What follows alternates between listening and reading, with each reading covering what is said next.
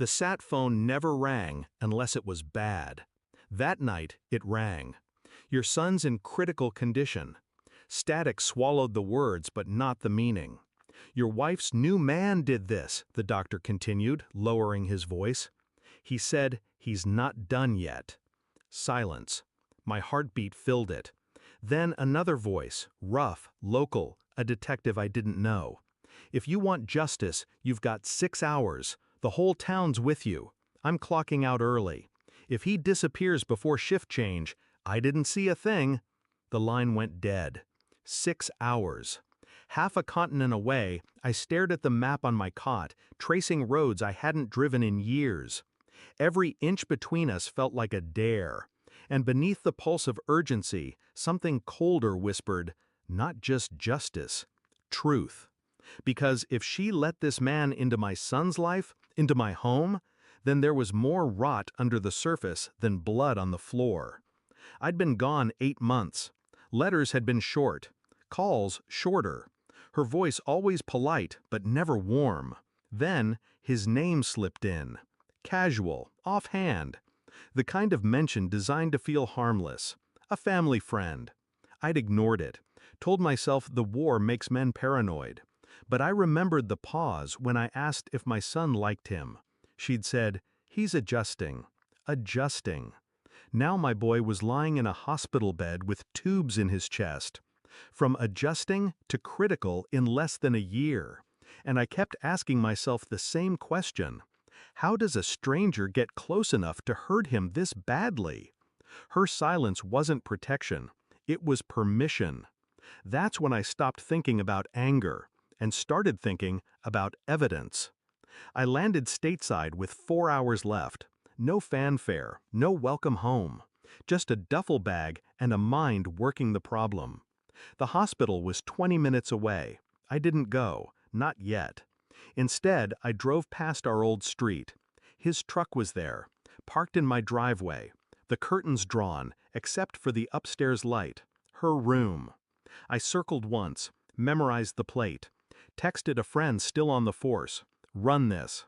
The reply came quick. Multiple arrests. Assault. Stalking. Restraining orders. And one open investigation involving a woman who had refused to cooperate. I didn't need to guess who. I drove to the hospital. My son was unconscious. His small hand, pale and limp. Machines breathed for him. A nurse slipped me his belongings. In the pocket of his jeans, a folded receipt. 2 milkshakes. One child-sized, one large. Yesterday. The name on the card? Not hers. His.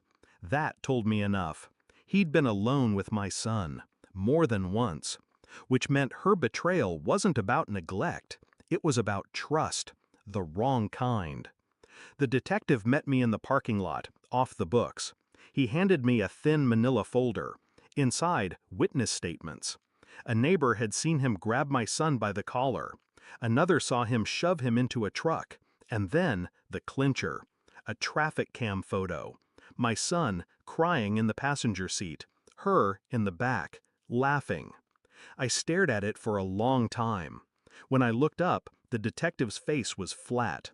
Like I said, 6 hours. I didn't confront her right away. I went to the house. She opened the door wearing my sweatshirt, the same one I'd left folded in my drawer. "Where's your boyfriend?" I asked. Her smile faltered. "Don't call him that." I set the folder on the table. She flipped it open. Color drained. Her lips moved, but no sound came out. I just watched, silent, because nothing I could say would cut deeper than the truth staring back at her. She tried to explain. Words about misunderstandings, about being lonely, about him being good with kids most of the time. I let her speak, let her burn every last excuse.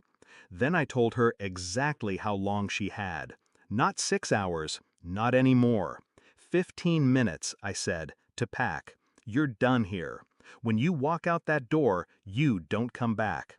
Not for him, not for me, not for anything. She didn't believe me, until I told her the bank accounts were already locked, the deed already transferred, custody papers already waiting for my signature. Her eyes widened. "You planned this?"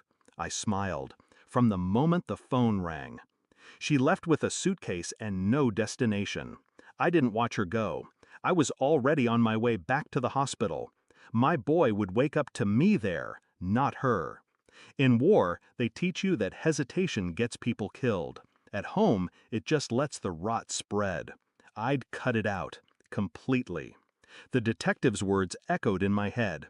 If he disappears before shift change, I didn't see a thing. I knew where the man was, but now so did the whole town. By morning, one of us would be gone, and it wasn't going to be me.